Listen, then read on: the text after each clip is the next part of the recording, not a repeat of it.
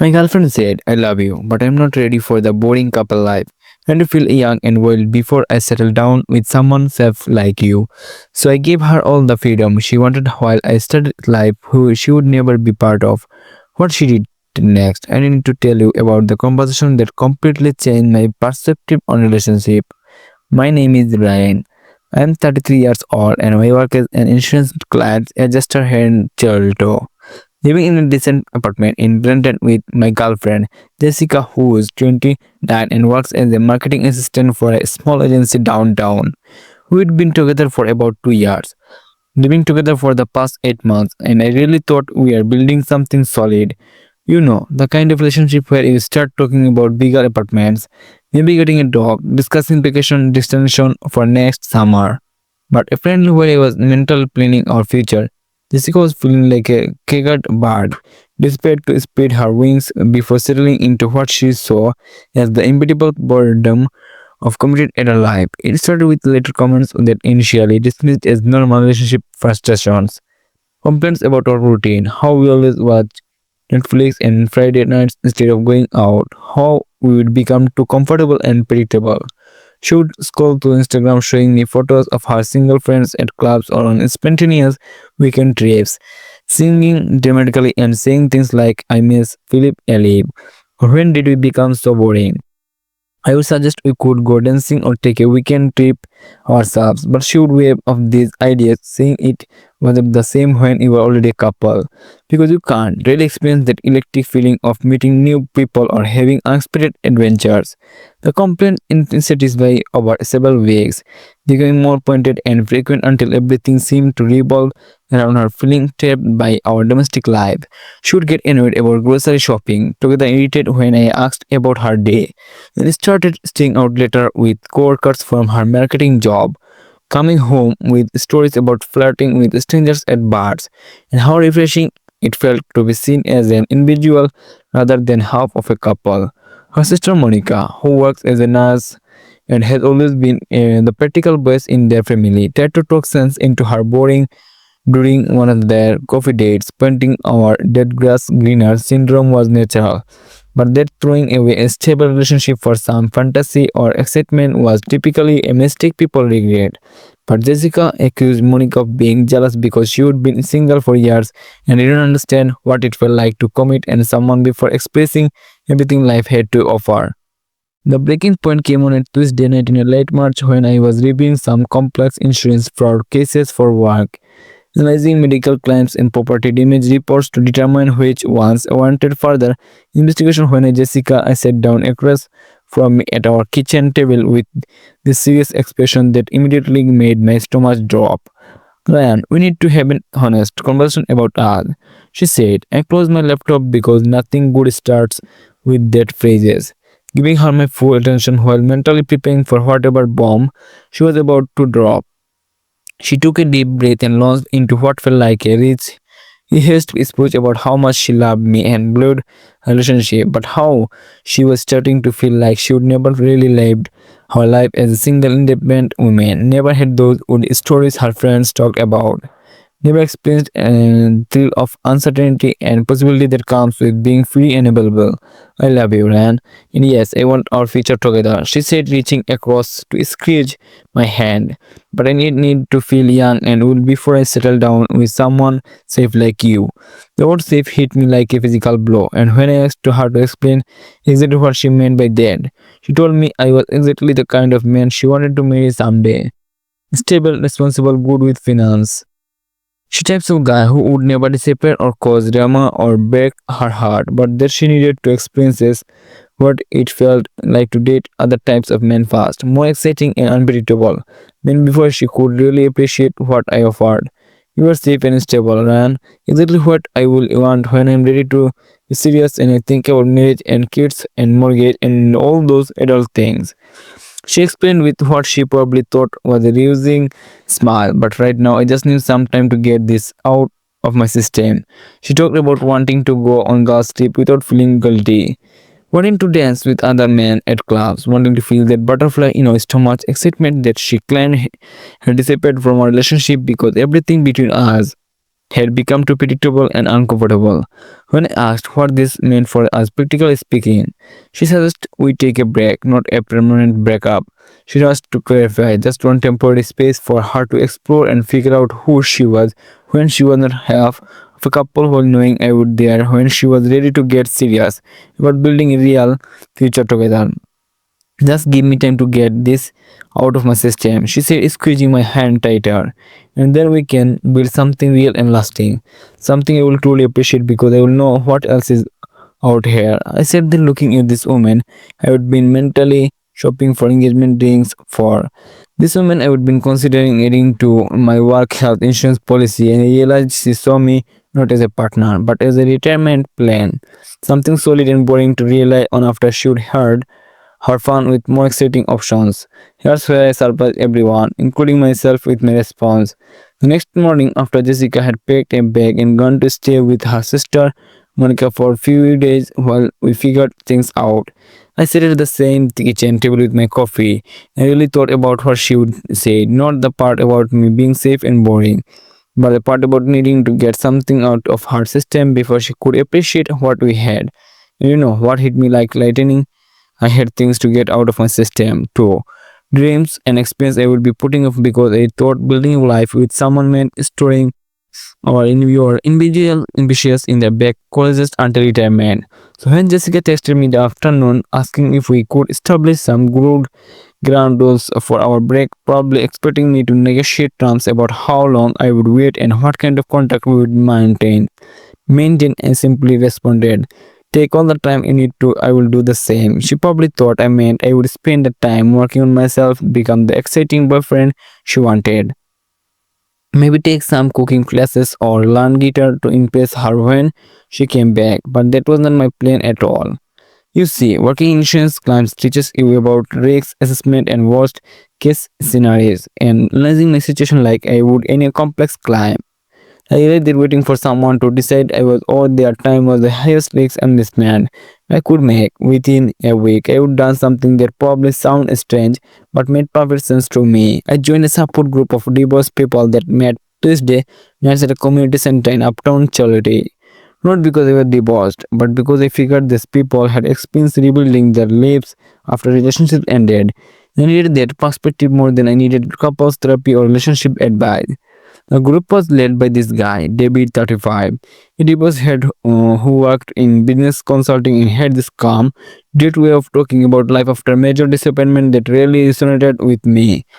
The biggest mistake I made after my divorce, David told the group during my second session, was sitting around waiting for my life to start again instead of realizing it had already started the moment she left. The resentment hit me like integration because understanding that Jessica leaving even temporarily was really the beginning of something new, not a pause in something old. David introduced me to rock climbing, something you'd always been curious about but never passed because Jessica thought it was too dangerous and worried about the insurance implications if I got hurt, which I would always expect because yeah, I work in clients and know exactly how much medical bills can cost. But now, stepping on climbing gear at an indoor facility in Pinabili, feeling my muscles burn as I walked my way up artificial rock faces. I felt more alive than I had in months, not because I was trying to become someone else to win her back, but because I was finally doing this I actually wanted to do. I also signed up for a salsa classes, which was particularly ironic since she would always complain that we never danced, but mainly because I genuinely wanted to learn from years and had been too self-conscious to suggest it when we were together. Instead, a woman named Maria, who taught at a studio near Southern, paired me with different partners each week, and I discovered I actually had rhythm and that dancing with someone I knew each class was exciting in a way that had nothing to do with romantic interest and everything to do with pure joy of movement. In music, meanwhile Jessica was posting Instagram stories from clubs in Nuda and the Music Factory, always with the same group of single friends and always featuring this personal trainer named Brad who worked at the hard gym. He seemed to be the physical embodiment and everything she thought was missing from our relationship. Spontaneous, confident, the kind of guy who suggested midnight trips to a shelf or weekend gateway or metal beach without worrying about budgets or vacation days. Her post had this forced quality, like she was trying to convince herself as much as her followers that she was living her best life. Lots of selfies, laughing too hard, and captions about living in the moments that feel dissipate rather than genuine. But here's what really threw her off, according to Monica, who started calling me occasionally to check how I was doing. My social media was showing a completely different version of the story she'd expected. Instead of said Dan sitting at home with takeout containers waiting for her to come back, my Instagram showed climbing adventures with my new friends from the support group Salsa, dancing videos where I was clearly having a blast, hiking trips to the Blue Ridge Mountains on weekends when she assumed I would home and sing her. She keeps asking me why you seem so happy without her. Monica told me during one of our conversations, and honestly, then I think she expected to be more devastated by this. But the truth is, I wasn't devastated. I was liberated. Here's why reality started hitting her like a freight train. About 6 weeks into Jessica Wood phases, the glamour single life she had been chasing started losing its shine faster than cheap jewelry.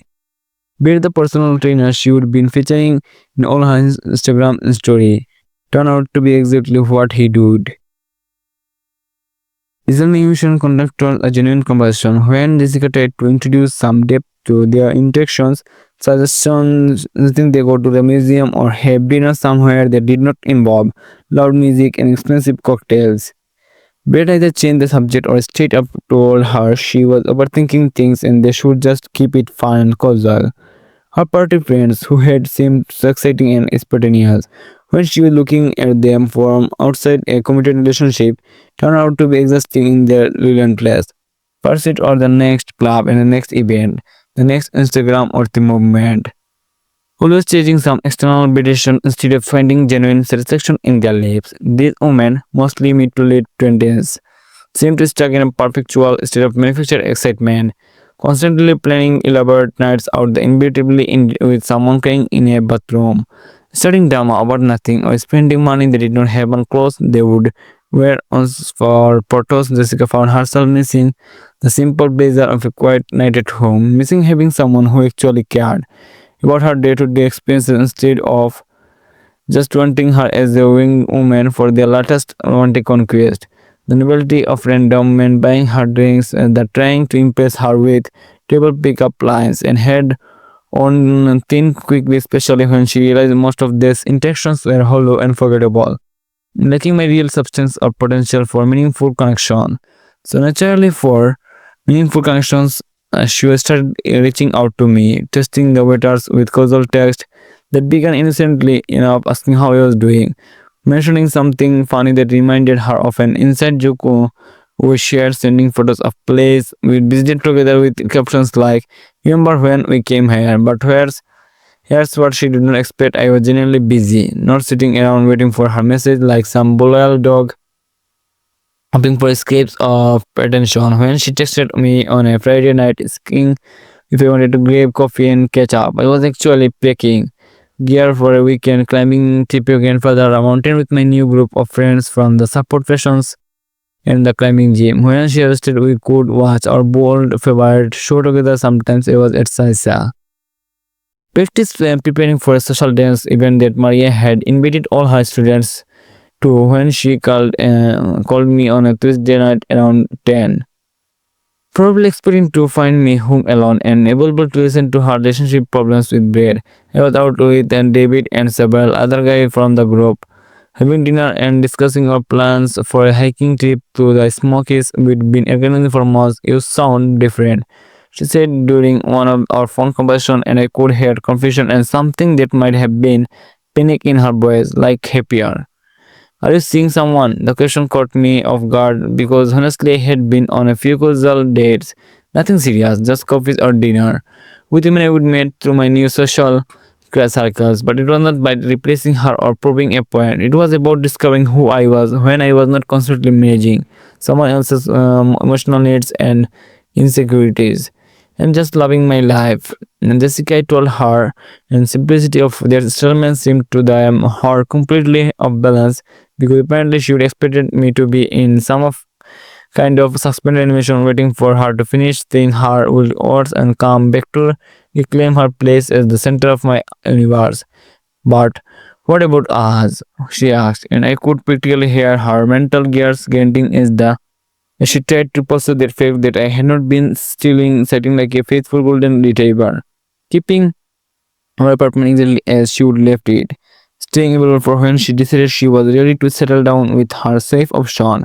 Conversation became more frequent and more dissipate as she realized that the life she would walk away from, the stability, genuine partnership, the comfort of being truly known and valued by someone is not something she could just pause and pick up again. When convenient, she would expect me to remain static while she explored dynamic experiences. Once she discovered I would become the dynamic one while her exploration had left her feeling empty and disconnected from anything meaningful. Fast forward 6 months and here's where everything came full circle. Jessica called me on a Thursday night in September. Her boss, carrying that familiar tone of someone who has made a decision and expect the world to accommodate it, asking if we could meet her dinner because she had something important to discuss with me. I agreed to meet her at a small restaurant in Pizza Midwood, partly out of curiosity and partly because I would genuinely gotten past any anger or resentment and could approach the conversation from a place of genuinely calm. When she walked in, I immediately noticed how different she looked, not physically, but in her energy, her confidence, the way she carried herself. The wild, adventurous woman who had left me 6 months earlier to explore her option had been replaced by someone who looked tired, uncertain, maybe even a little defeated. We ordered our food and made a small talk for a few minutes, but I could see she was gearing up for something. The way she kept playing with her napkin and looking around the restaurant like she was searching for the right words written on the walls. Finally, she took a deep breath and launched into what was clearly another recharged speech, this time about how much she would learn about itself, so during our time apart, how valuable the experience had been, the her personal growth, but how she would come to realize that what we had together was rare and special and worth fighting for. And reading our hand, she said, reaching across the table to touch my hand, going to be serious, ready to build the future we talked about. I got all that weird stuff out of my system, and now I can truly appreciate what you offer. The irony was not lost on me that she was essentially asking me to be grateful that she decided I was worthy of her attention now. That she would confirm there was not anything better available. She talked about how exhausting it had been to be constantly on with people who did not really know her, how superficial most of her interaction had become, how much she missed having someone who understood her notes and her humor and her quirks without needing constant expression. We were right to wait, she said with a smile that probably would have worked 6 months ago, and now we can pick up where we left off. But better case, because I know what I want now. Listen to her interpretation without interrupting, watching this woman who had once been in the century of my universe. Tend to reclaim, she finished talking. I was quiet for a long moment, not because I was considering her offer, but because I was marveling at how completely different I felt sting across from her. Jessica said finally, I think here's the been a misunderstanding. I was not waiting for you. The confusion that caused her face was almost comical. Like I told her gravity had stopped working on that. Tuesday had been cancelled. What do you mean you were not waiting for me? We agreed to take a break so I could figure things out and now I have. I spent as gently as I could that a break had meant exactly that to me. A break, not a pause, not a time out where I would sit on the bench while she played in the game. I told her about David and the support group, about the climbing and salsa dancing, about the friends I would made and the confidence I would gained, about the woman I would dated and the one I was seeing seriously now. Financial advisor named Nicole, who appreciated me exactly as I was right now. Not as someone to settle for after exhausting better options, but I choose you. Jessica said, and I options could her desperation creeping into her voice. She realized her careful plan of having her cake and eating it too was falling apart in real time. I could have stayed with bed of any of those other guys, but I chose to come back to you. That's when I understood she still did not get it. Still saw our relationship is something she could put in storage. And retrieve when convenient still thought it of me as her insurance policy rather than a person with my own. Agency and choices. You did not choose me 6 months ago. I said keeping my base calm out farm. You chose to explore your option while keeping me as a backup plan. And that taught me something important about the difference between being someone's security blanket and being genuinely wanted. I explained that I would learn to value myself enough to want someone who would choose me first, not someone who would choose me after. Confirming there was not anything betrayable about the woman sitting across from me was not the same creation I would be fallen in love with 2 years ago. But then again, neither was I would become someone who understood that real hand love does not involve being treated like a retirement plan. Someone who deserved to be with a person who lived ahead in the present moment instead of seeing it was something to settle for the future. When we left the restaurant that night, Jessica looked stunned like someone who would expect to talk into a familiar room and found it completely remodeled. She gambled our relationship on the assumption that we'd be always there warning and lost everything when she discovered use your time part to become someone's.